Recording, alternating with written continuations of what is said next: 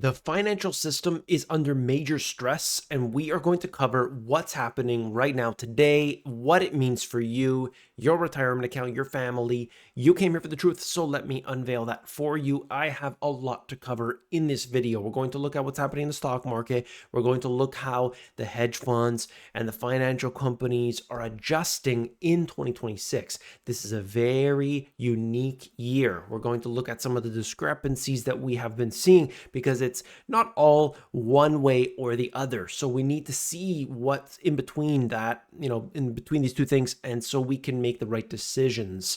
I'm going to show you first things first.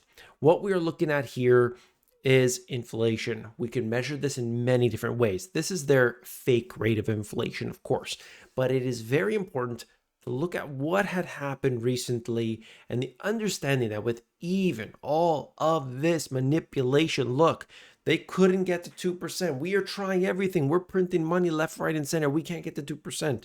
And then, of course, 2020 happens, inflation goes crazy, and now the rate of inflation, the rate at which things have been going up in price, has been declining. But I don't know about you. It is not going down. It's not a deflation. This is price inflation, okay? And so you could see what has been happening over here, trying to get that number down to 3%, and they got it. And then they tried to get it to 2%. They gave up. It is not going to get there. What does that mean for you and I? We have to get our stuff together, because inflation is going to stay high, stuff is going to stay expensive, no matter who's voted in, no matter who's in control, no matter the circumstance of any regulation or law or anything. Inflation is out of control. Prices are too high. We know that. PCE tracker. So this is the personal consumption expenditure, and that is the Fed's favorite measure of inflation. It is not a real rate of inflation. My goodness, not even close. But that's what the Fed is using. So yeah, we've got to pay attention to CPI. Businesses are using that. The government's using that. We need to watch it. We need to watch the PCE. But we need to watch the real rate of inflation. When you go to the grocery store, when you pay your electricity bill, these are the real rates of inflation. This points to the Fed's preferred measure remaining above the 2% target into mid-2026. So the expectation here is that inflation will not come down. That's the theme of this video. Inflation is up, not going to come down. As a result, what do? We'll cover that here. All right. We don't know where it's going to be, and I don't love the, this whole speculative nature. Let's skip that, okay? Insurers navigate volatility, shifting to shorter duration assets for 2026. When they're getting into, these financial companies, they buy all kinds of weird stuff, but they want it shorter duration. We are going to have, a good rate of return on bonds that are short term, 6 months, 1 year. You don't need to buy a 30-year to get a good rate of return. If we have interest rates remaining relatively high, we still are going to get that good rate. Now, shorter liability profiles, we don't know what's going to happen longer term as well. There's the risk that they end up printing into confetti because they're cutting rates, because they're printing money, because everything we have seen fiscally, there's no responsibility there. That is the big concern. And this has reverberations through the financial system. There's a big risk that's going on today. Now, with this, we need to see what are the changes? What are the things that are going on right now today that make a big difference? This is suggesting the FOMC, the Federal Reserve, they revealed their continued debate on 2026 rate path amid inflation concerns. Do we cut once? Do we cut twice? How many times? What's the depth? Everything. We're not so sure of what they will do until they do it. But as of right now, you can look at different indications. They state that in January, later this month, they are not going to cut interest rates. Things could change. I don't know. But in this period of time, they will not cut interest rates in January. That means we have to expect interest rates to remain higher for longer. The markets might be a little bit up and down as a result of that. But what's important is that you look at mortgage rates, you look at debt, the national debt. These things become a burden for longer and longer and longer, and applies more pressure. Okay, that is really key to understand. This is just talking about the dot plot. And what that means is like the actual members, voting members of the FOMC, they're going to go in and they're going to say, okay, I think at this meeting, we're going to cut rates 25 basis points, 0.25%. At this meeting, this much, this much, this much. And they all put their little points, and then you can kind of get an idea of where they expect things to be for all the voting members. And we don't know. We don't know until that time comes. But according to them, according to that, we can expect higher for longer. So keep that in mind. Okay. Yield curve remains inverted, signaling persistent recessionary fears for 2026. And what we can say through this period of time is that you have some wacky stuff going on in the bond market. And that means you're going to get a good rate of return on short-term debt. You don't need to get that long-term debt. That doesn't make sense. And that's what happens when things are real messed up. It's not supposed to happen with all the other conditions that are lined up right now, but it is. That's how messed up things are. Truly. Market participants are pricing in a higher probability of a soft landing, but still assign a significant chance of a mild recession in 2026. And that's official recession. You and I know. The higher for longer narrative continues to weigh on longer term yields, preventing a significant steepening of the curve. And this is another way to look at that. When we measure these charts, you can measure these on charts. You could see what has been happening. The point is, you can measure this in so many different ways. The 10 and the 2, there's a million. And they say, oh no, this is the most accurate. And oh, this is the most accurate. I don't know. But the 10 and 2 is one that's very consistent. All you need to know is that when this yield curve inverts and then steepens, it goes back up, that's a signal of recession. Now, we'll follow that and we'll pay attention. It's just one indicator, okay? Keep that in mind, that's all. Market bets on first Fed rate cut by Q3 2026. Q3 and the reacceleration. So what happens if you have inflation that picks up?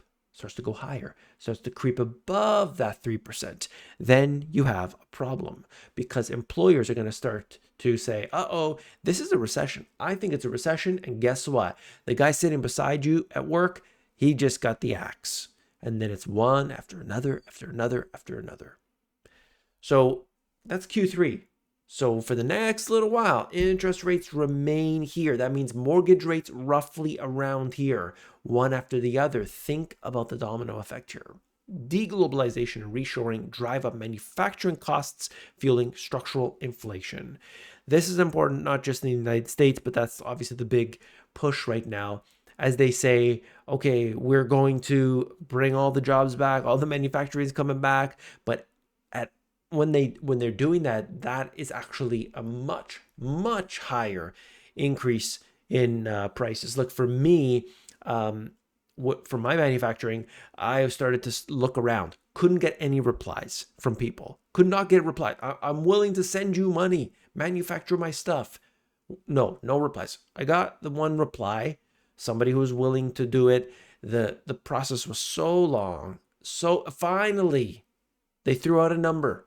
Okay, just to get started, we haven't produced a unit for you. Just to get started, give us $75,000. So that's the reality. That's my experience, but that's the reality. People don't understand that.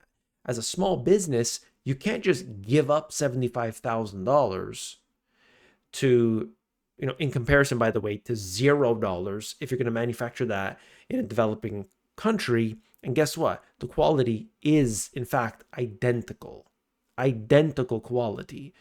So yes, it has advantages being, close to home. It's a good thing. You don't have to worry about the shipping times, the delays, what's going to happen between the countries, all that. I get it.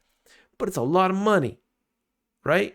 And you can't eat that cost. It's impossible because everything else is manufactured overseas. And even if they come up, there is a ceiling. Consumers are only willing to pay so much for products. It's a simple matter of fact.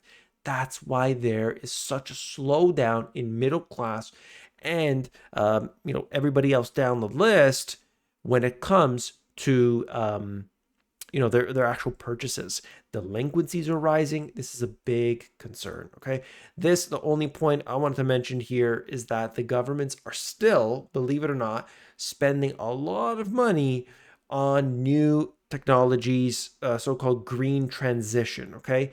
So the solar panels and everything, even the biggest polluter in the world, China, when it comes to certain things, they are building the most solar panels by far. So what does that mean? Commodities, all kinds of different installation, the whole infrastructure around that is going to pick up. There's no question about that.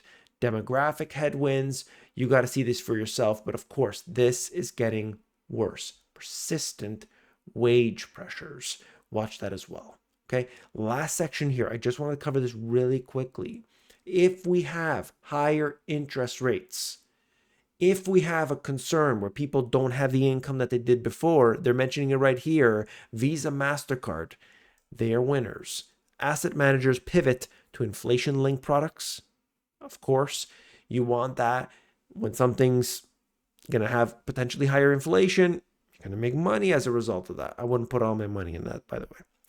Higher rates continue to pressure the financial sector valuations. Persistent higher for longer. Always be careful, okay? You need to have companies that are lean, very lean companies right now. You could look at their balance sheets. Credit risk rises for banks as inflation impacts consumers' spending and business defaults. I would be very clear, or I would say stay very clear of the financial companies. Watch out. It's a concern. And then banks are diversifying their hedging strategies as well.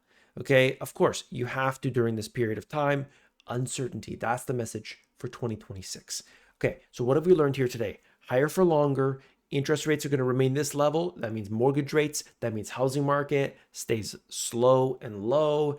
You have to understand the knock-on effect of all the industries that are involved over here. You as an individual, you need to understand they're printing money. We don't have to guess. That's already begun.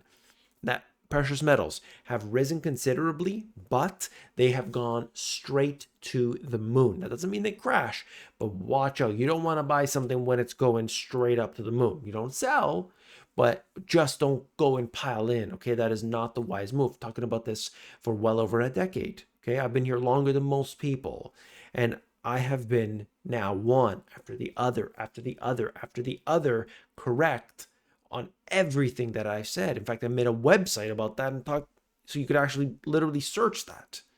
Okay, but what I want to share here is more detail, basically to let you know that on my website, themoneygps.com, I'm trying to figure it out. There's a little bit of confusion with the code, but I'm getting it, where you're going to be able to see each and every one of the YouTube videos.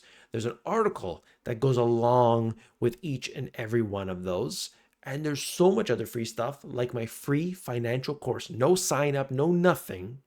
It's called Compass. It's all available at themoneygps.com. It's free. The only payment is a thumbs up. When you give me a thumbs up, you are supporting me. That's what I really ask of you. Just hit that thumbs up. It supports the channel. Head over to themoneygps.com for some awesome free stuff, and I'll catch you on the next one. Take care.